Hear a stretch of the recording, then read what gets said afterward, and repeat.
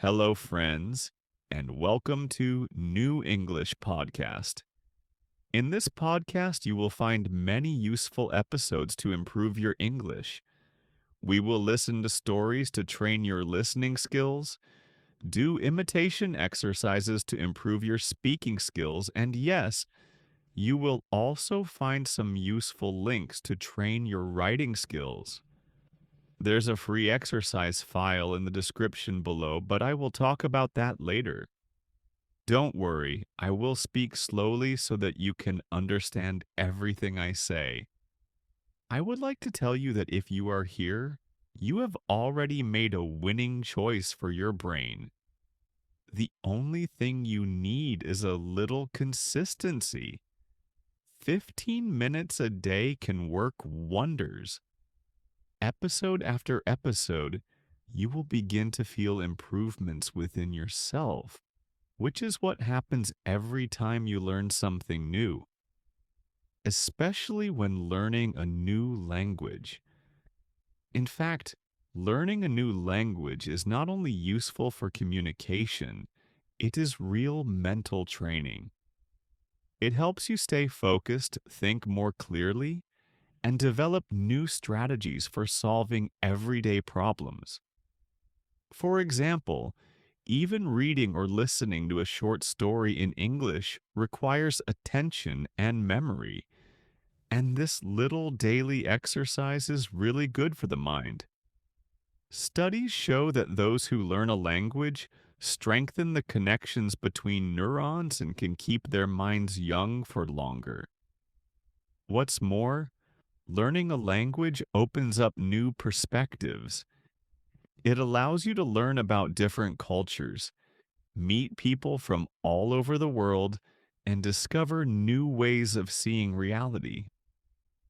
Here at New English Podcast, we don't just want to teach you words and grammar, we also want to entertain you, engage you, and give you little tricks to make learning easier and more natural.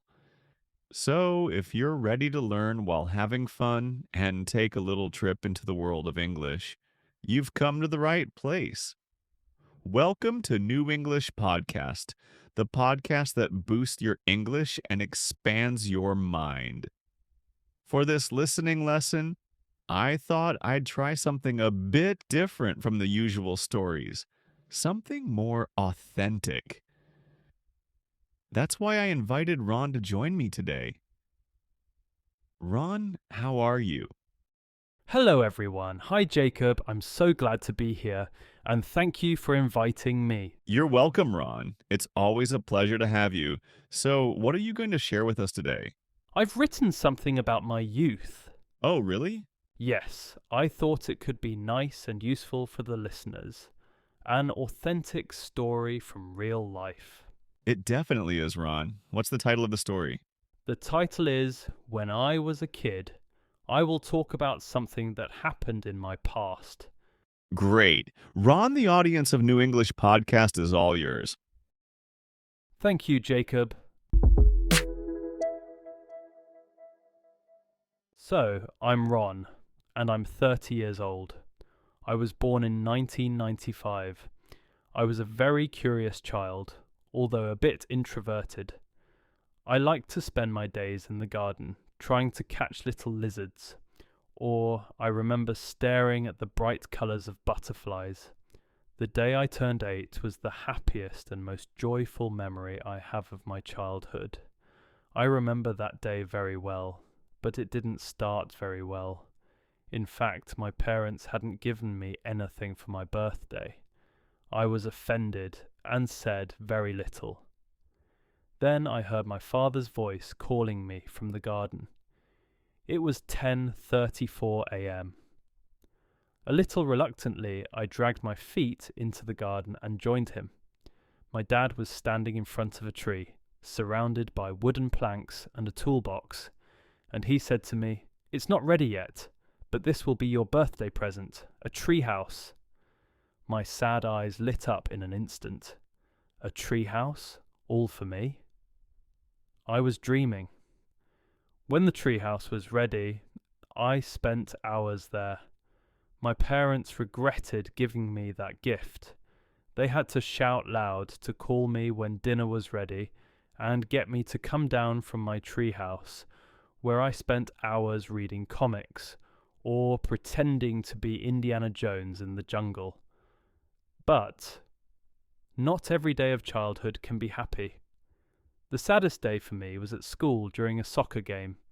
My classmates had formed 2 teams, and one after another they were all chosen, except me. I looked around, hoping someone would choose me, but the captains kept whispering to each other and no one seemed to want to. I wasn't very good. In fact, I was really bad. In the end, one of the 2 picked me. Perhaps because the teacher had forced him, I don't remember well.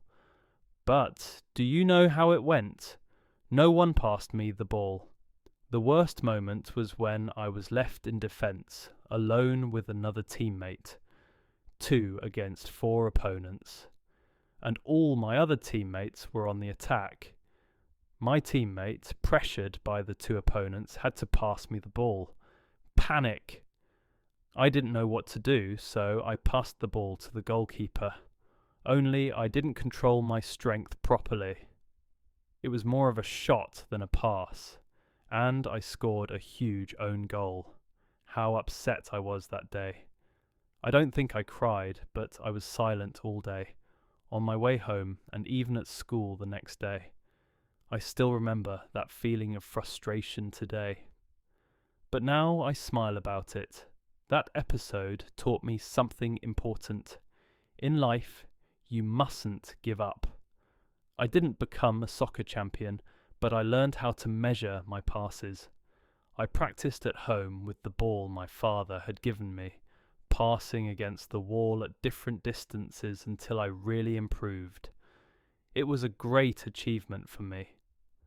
As I grew up, I also developed a small passion for drawing, which I discovered almost by chance.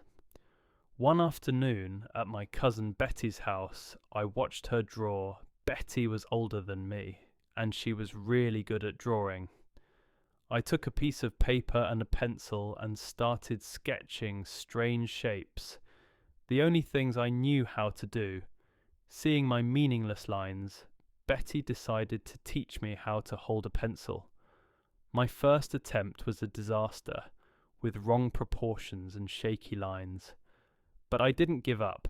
Day after day, pencil after pencil, those drawings began to take shape.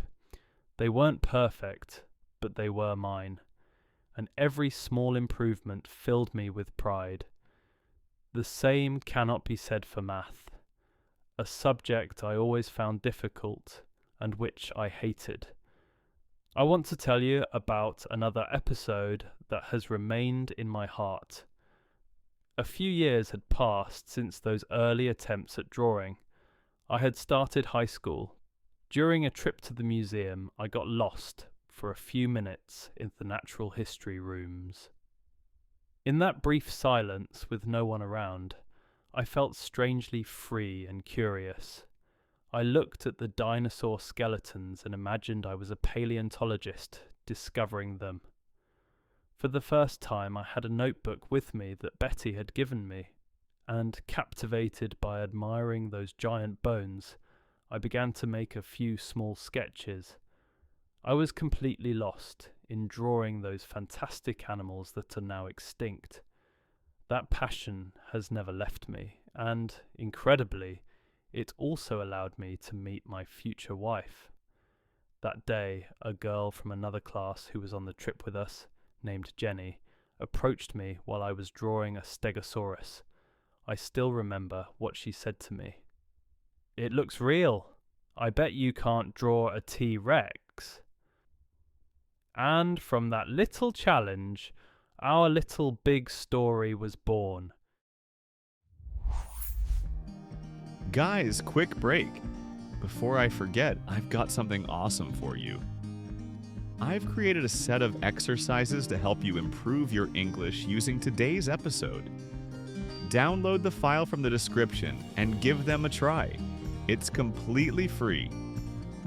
Inside, you'll find true or false questions, spot the mistake exercise, open-ended questions, and more to test your learning curve. If you have any difficulties, there's another file with all the answers. However, if you don't want any help, I recommend listening to the episode again. I'm sure you'll be able to do it on your own. Please write in the comments what you think of the exercises, and let me know if you have any suggestions for future ones. Let me know. Now let's get back to the video.